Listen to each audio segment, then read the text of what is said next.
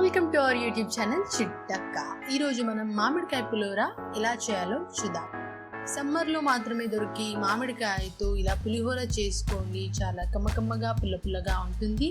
ఇంకా దీనికి కావలసిన పదార్థాలు తయారు చేసే విధానం చూద్దాం. తురిమి పెట్టుకున్న 2 మామిడికాయలు, కొద్దిగా కొత్తిమీర,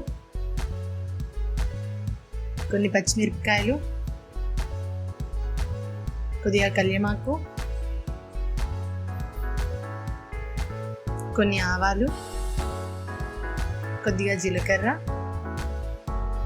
కొన్ని పల్లీలు, కొద్దిగా చక్కెర, కొద్దిగా మెంతి జీలకర్ర పొడి, ముందుగా నానబెట్టుకున్న శనగపప్పు, కొద్దిగా ఇంగువ, 2 టీ స్పూన్ల ఉప్పు, కొద్దిగా పసుపు. ఇప్పుడు తయారు చేసే విధానం చూద్దాం.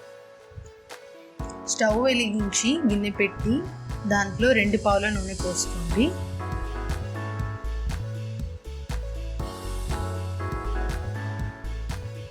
దాంట్లో కొన్ని ఆవాలు, అలాగే కొద్దిగా జీలకర్ర వేసి వేయించండి.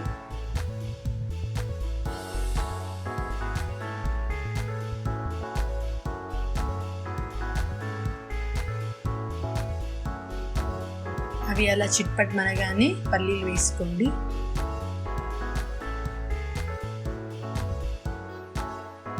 ఇప్పుడు కొన్ని పచ్చిమిర్చిలు వేసి వేయించండి.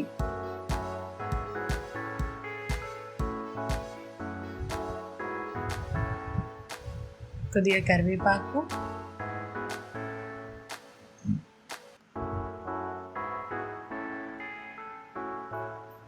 నానబెట్టిన శనగపప్పు వేసి వేయించండి.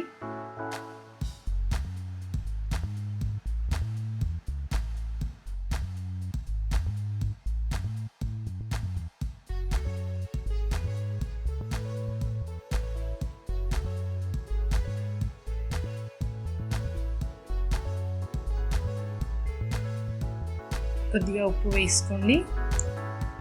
అలాగే కొద్దిగా పచ్చిమిర్చి వేసి వేయించండి.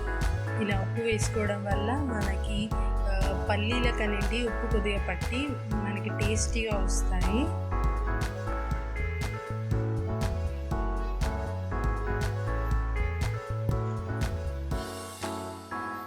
ఇప్పుడు కొద్దిగా కొత్తిమీర వేయండి.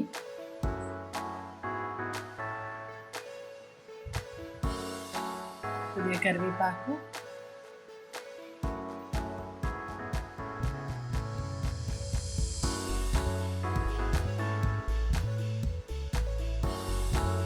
ముందుగా ప్రిపేర్ చేసి పెట్టుకున్న మెంతి జీలకర్ర పొడి వేయండి. అలాగే కొద్దిగా చక్కెర కూడా వేయండి.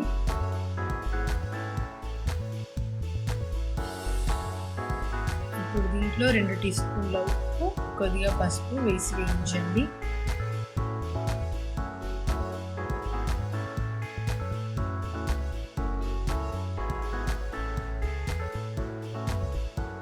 అలాగే కొద్దిగా ఇంగువ,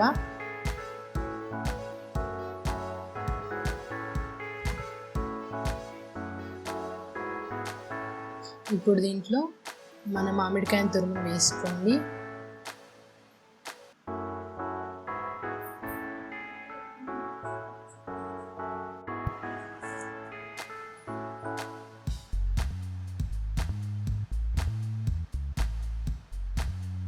ఇదంతా కూడా మంచిగా మిక్స్ అయ్యేటట్టు కలుపుకోండి.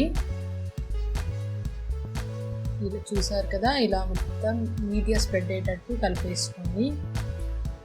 ఇప్పుడు దీంట్లో కొద్దిగా కొత్తిమీర వేసుకోండి. మనం ముందుగానే రైస్ పెట్టుకొని ఇలా చల్లారినాక ఇలా పొడి పొడి చేసేసుకోండి. మంచిగా విడివిడిగా ఇలా విడివిడి చేసుకున్న రైస్లో మామిడికాయ తాలింపును వేయండి.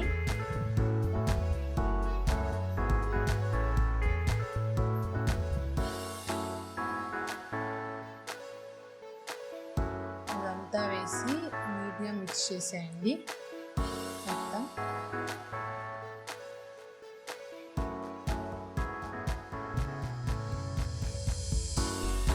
ఇలా కంప్లీట్గా మిక్స్ చేసేసేయండి మొత్తం స్ప్రెడ్ అయ్యేలాగా. ఇంకా మన మామిడికాయ పులిహోర రెడీ అయిపోయింది.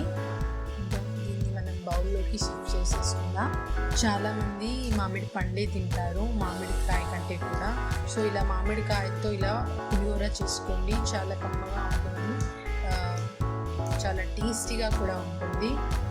అండ్ మా వీడియో కనుక మీకు నచ్చినట్లయితే లైక్ చేయండి, షేర్ చేయండి, మా చిట్టక్క ఛానల్ని సబ్స్క్రైబ్ చేయండి.